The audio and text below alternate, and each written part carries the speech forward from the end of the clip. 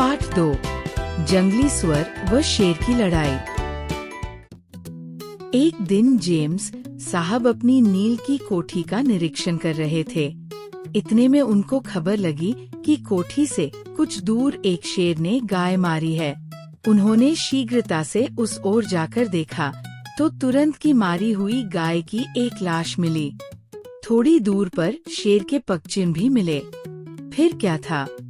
शिकार के लिए बैठने का स्थान बनने लगा। एक गड्ढा खोदा गया। चारों ओर से उसे कांटों और लकड़ों से सुरक्षित कर जेम्स साहब एक साथी को लेकर गड्ढे में घुस गए। 10 बजे रात्रि का समय होगा। अर्धचंद्र बादलों के क्षीण टुकड़ों से टक्कर लेता हुआ छिप छिप कर अपने मार्ग पर जा रहा था। दूर काफी दूरी पर रात की नीरवता में गंगा की धारा की कलकल अनवरत रूप से जम्हाई सी लेती सुनाई पड़ती थी। ठंडी हवा का झोंका जैसे ही लंबी घास में अठखेलिया करता निकलता, वैसे ही जान पड़ता मानो रात्रि देवी के हृदय से एक ठंडी कपपाती सी आहन निकल रही है। सहसा नदी के किनारे से चकवे की पुकार निस्तब्धता को भंग करती, पर शीघ्र ही नीरवता का राज्य फैल जाता। गड्ढे में बैठे दोनों आदमी सजगता की प्रतिमा बने प्रकृति की छटा देख रहे थे। कुछ प्रतीक्षा के उपरांत जेम्स साहब के साथी ने उनका हाथ दबाया और कान में धीरे से कुछ कहा। जेम्स साहब केवल इतना सुन पाए थे कि दाई ओर को देखो। जेम्स साहब ने जो आँख उठाई तो शरीर में बिजली सी दौड़ गई। धुंधले क्षितिज पर रात की लंबी और भूरी छाया में एक भीमकाय आकृति दिखाई पड़ी। वह ठीक गड्ढे की ओर आ रही थी। कुछ और निकट आने पर ज्ञात हुआ कि वह एक सुअर था। जेम्स साहब ने बंदूक उठाकर जैसे ही निशाना साधा, वैसे ही सुअर ने अपना सिर ऊपर उठाया और उसका आकार स्पष्ट दिखाई पड़ने लगा। अपार शक्ति और शान का वह प्रतिबिंब अकड़कर खड़ा हो गया। उसी समय अकस्मात जंगल से गुर्राहट और गर्जना सुनाई पड़ी। वनराज अपने शिकार पथ पर था। साथी ने गोरे की बाह जोर से दबाई और कान में मुंह लगाकर कहा, शेर। दोनों आदमियों के स्नायु खिंच गए। उत्सुकता से दिल की धड़कन बढ़ गई। शुकराज चौकन्ना पर लापरवाही से खड़ा था। उसके ढंग से प्रतीत होता था कि उसका रोम रोम कह रहा है, यह कुम्हड़ बतिया को नाही। सिर झुकाकर और क्रोधपूर्ण झटके से उसने भयंकर शब्द किया, हूँ। दूसरी ओर से आवाज आई, होगा। सुअर ने अपनी आवाज फिर दोहराई। शेर की चुनौती को सुअर ने स्वीकार कर लिया। शेर ने और भी भयंकर गर्जना की, मानो उसने भी चुनौती पर अंतिम निर्णय कर लिया हो। तुरंत ही अखाड़े में वह बलशाली शेर कूद पड़ा। शेर क्रोध से भिन्नाया हुआ था। ओंठ पीछे खींचे, मूछें खड़ी किए, दांतों का प्रदर्शन करते और पूंछ को अपनी बगलों में मारते हुए युद्ध और विजय की इच्छा से शेर आघात करने को आ खड़ा हुआ। यौवन की उन्मत्तता में नदी की बाढ़ के समान वह किसी को गिनने वाला न था। सैकड़ों सुअरों को उसने खा डाला होगा।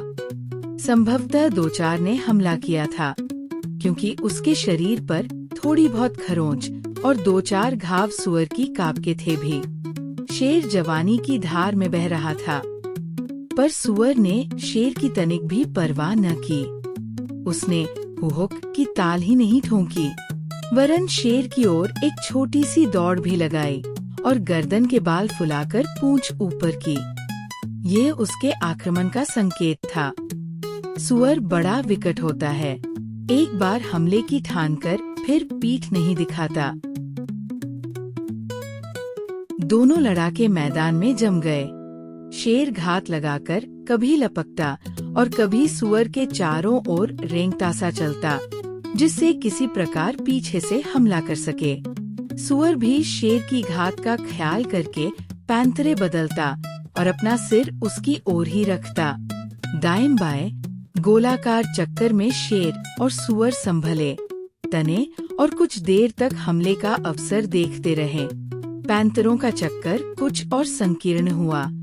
गुर्राहट और कुहुक की ताल दोनों पहलवान ठोंक रहे थे। शेर एक बार लंबा होकर जमीन से मिल सा गया। पुठे स्नायुओं को खींचकर उसने अपने फुर्तीले शरीर को एकत्र सा किया। जंगल को दहलाने वाले गर्जन के साथ शक्ति का वह पुंज विद्युत गति से सुअर के ऊपर टूट पड़ा। 1 मिनट के लिए दोनों की लड़ाई में रोमांचकारी उत्तेजना आ गई। एक ही तेज और कौशलतापूर्ण थाप से जो सुअर के जबड़े पर पड़ी थी, बलिष्ठ सुअर लड़खड़ाने लगा। उस थाप के साथ शेर का बोझ तीव्र गति से सुअर के ऊपर गिरा था, पर संभलकर सुअर ने हुहुक की ध्वनि की। जलती हुई क्रोधपूर्ण आँखों से पैंतरा बदलकर उसने अपनी अटूट गर्दन और मजबूत सिर से 3-4 तीव्र वार शेर पर किए। शेर की बगल में 3-4 छेद हो गए और उसके शरीर से खून के झरने से झरने लगे। इस प्रकार पहली कुश्ती बराबरी पर छूटी, पर मार अधिक खाई सुअर ने। शेर के प्रहार से सुअर के सिर और गालों की खाल और मांस के चिथड़े लटक रहे थे। सिर की खाल उधड़कर सुअर की आंखों पर आ पड़ी थी। फलस्वरूप वो अब अंधासा हो गया था, लेकिन सुअर की युद्ध प्रवृत्ति और क्रोध की मात्रा घटी न थी, वरन और भी प्रज्वलित हो गई थी। शेर पर भी बुरी तरह बीत रही थी। छाती और बगल के छेदों से खून के फव्वारे छूट रहे थे। शेर मानो मन में कह रहा था कि मैं किस बला में आ फंसा। सुअर क्रोध से भिन्ना रहा था। बिगड़कर और ललकार कर वो शेर पर टूट पड़ा, पर फुर्ती की प्रतिमा शेर ने सुअर के वार को बचा लिया और जैसे दोहरी सी होकर बिल्ली चूहे पर टूट पड़ती है, वैसे ही शेर उछलकर सुअर की गर्दन पर जा गिरा। शीघ्र ही सुअर के अगले पुट्ठों में शेर के कीले घुस गए और उसके पंजों ने सुअर को फाड़ना प्रारंभ कर दिया। भंभोड़ने और फाड़ने से भारी भरकम सुअर की दुर्दशा होने लगी। शेर तगड़ा ही नहीं पड़ रहा था, वरन अपने प्रतिद्वंद्वी को ठंडा करता हुआ भी दिखाई देता था। सुअर लड़खड़ाकर आगे को गिरा, मार की चोट से अथवा दावघात से, सो कहना कठिन है। ये हुई दूसरी कुश्ती, जो बराबर रही। शेर ने सुअर की दुर्गति कर डाली, मगर सुअर के गिरने का फल ये हुआ कि शेर सुअर के सिर पर होकर आगे गिर पड़ा। शेर के आगे गिरते ही सुअर उसकी छाती पर चढ़ बैठा। अपने अगले पैर शेर की छाती पर रखकर सुअर ने 3-4 विकट हमले किए। अपनी पैनी और बड़ी कापों से उसने शेर की छाती को फाड़ डाला। चोट करके शेर को छोड़कर सुअर लड़खड़ाता और थका हुआ सा दूर जा बैठा। क्रोधित शेर एक ओर पड़ा हुआ अपना रोष प्रकट कर रहा था।